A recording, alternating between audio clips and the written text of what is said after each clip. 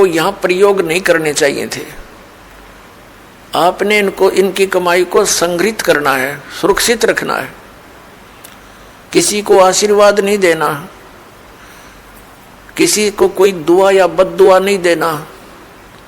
बद्दुआ दोगे तो भी आपकी पुण्य अक्षीण होंगे, और किसी को आशीर्वाद दोगे तो भी आपके भक्ति कमाई समाप्त होगी, खर्च होगी। अब जैसे कोई एक पहिए से, एक टायर से हवा और दूसरे टायर में भरे, वो कितना बुद्धिमान है, दोनों कंडम।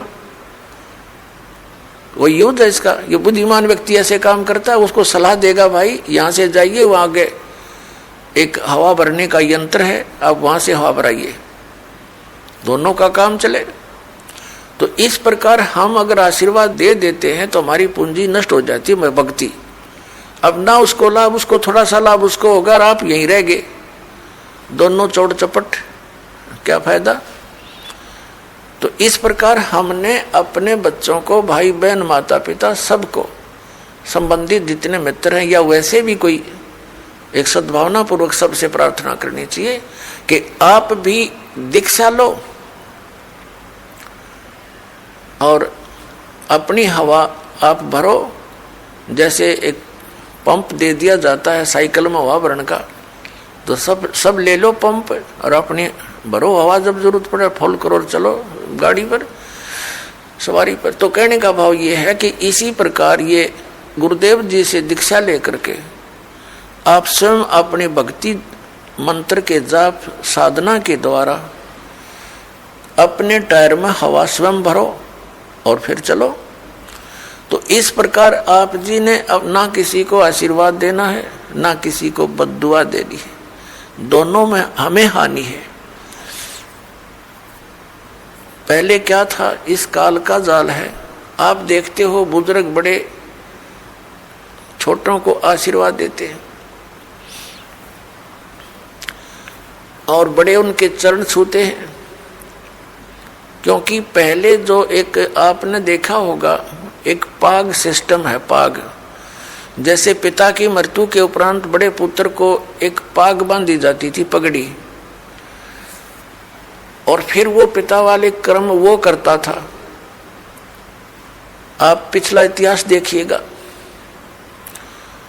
तो उसमें क्या होता है कि वो आशीर्वाद देने वाला अपनी पूंजी नष्ट करता है और उनको आशीर्वाद देता। जैसे आपने देखा होगा एक पुत्र वधू अपनी सास के पैर दबाती है, या किसी और बड़ी बूढ़ी के उसके पास बैठी है उसके पैर छूती है, वो उसको दुआ देती है, पुत्रवती हो, तेरे बेटे हो, पुतों फड़िए दूध दो, नहाइए, इस तरह के देते हैं।